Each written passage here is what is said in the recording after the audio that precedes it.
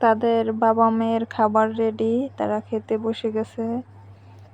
এই যে নুডলস খাবে সকালবেলা। আসসালামু আলাইকুম, কি অবস্থা সবার, কেমন আছেন? আশা করি ভালো আছেন। আমিও আল্লাহর রহমতে ভালো আছি। তো সকাল সকাল তারা বাপ মেয়ে মিলে খেতে বসেছে, নুডলস খাচ্ছে।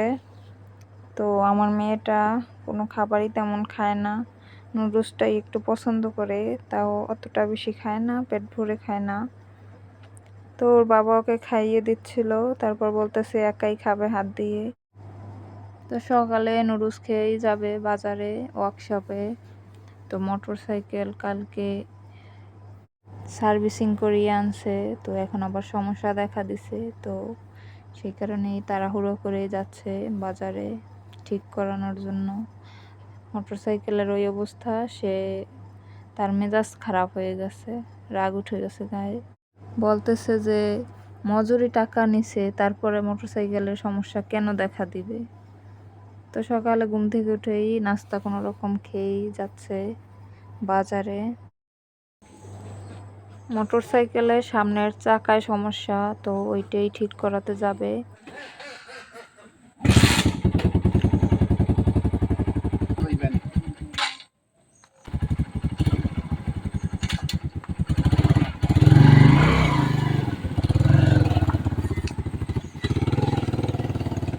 দেখেন রাস্তার কি অবস্থা, খালি স্লিপ কাটে।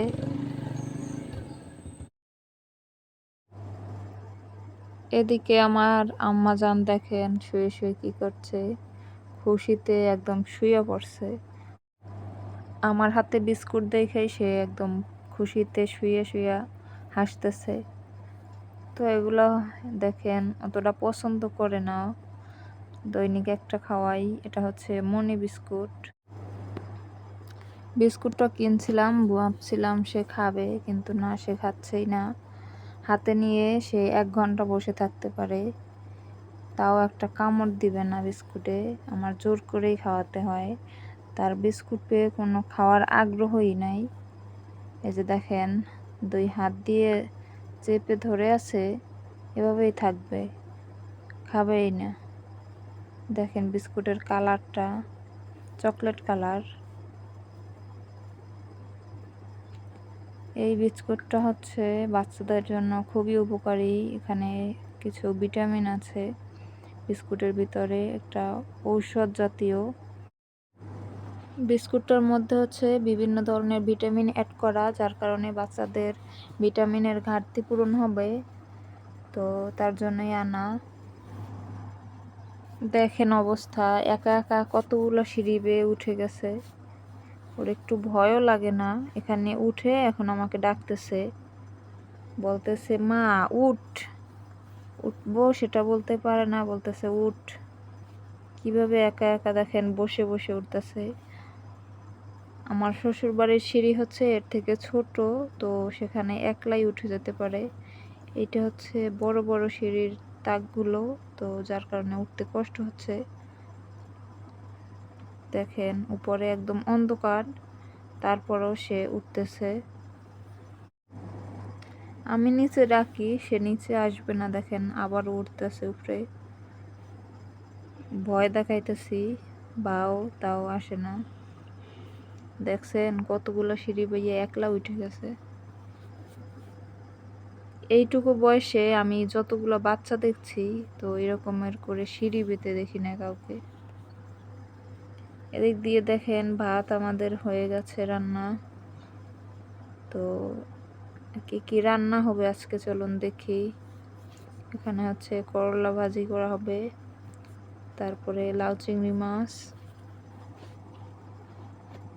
এরপরে কাঁচা কলা চিংড়ি মাছ দিয়ে ভর্তা, তারপরে বরবটিও ভর্তা হবে ধনেপাতা দিয়ে, পেঁয়াজ কাটা হয়েছে,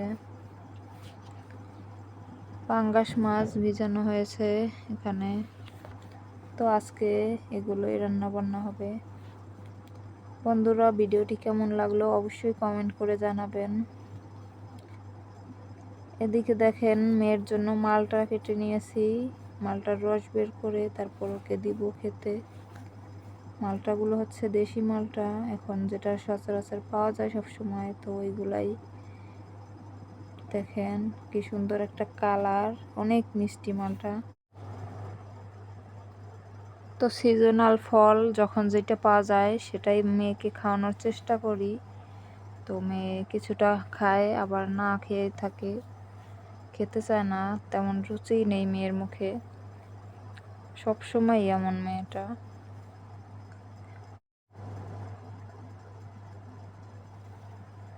এই যে দেখেন একটা মালটা থেকে কতটুকু রস হয়েছে। এই যে এখানে 1 কাপও পুরো হয় নাই, 1 কাপেরও কম হয়েছে। এদিক দিয়ে দেখেন আমার মেয়ের বাবা কি করছে, টাহাটাহি করতেছে হাতুড়ি নিয়ে। এই যে দেখেন এখানে বেঞ্চ পাতা হইতেছে বসার জন্য পুষ্কুনির পাড়ে। তো বিকেলবেলা বসা যাবে এই জায়গাটায়, তো তার জন্যই বানাইতেছে। হাতে ব্যথাও পাইছে 2 বার। এখন হচ্ছে বৃষ্টির সিজন, দেখেন পুষ্কুনি একদম ভরা।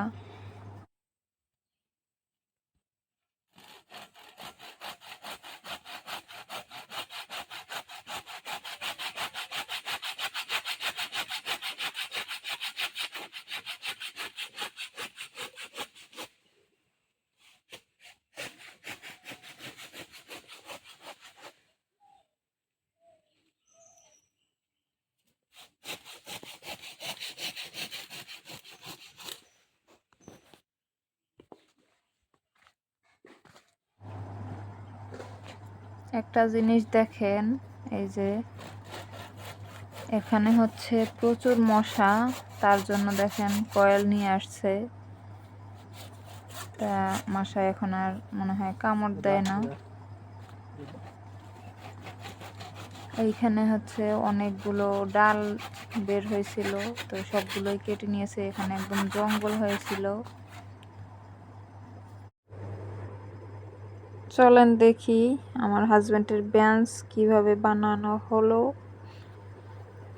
এই যে বেঞ্চের ফাইনাল লুক দেখেন, ভালোই হয়েছে, একদম শক্তপোক্ত মজবুত হয়েছে বানানো।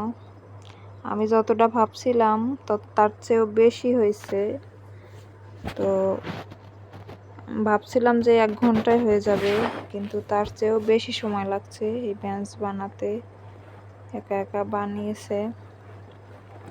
আমার মেয়েটা দেখে অনেক খুশি হবে, এখানে বসে অনেক সময় কাটাতে পারবে।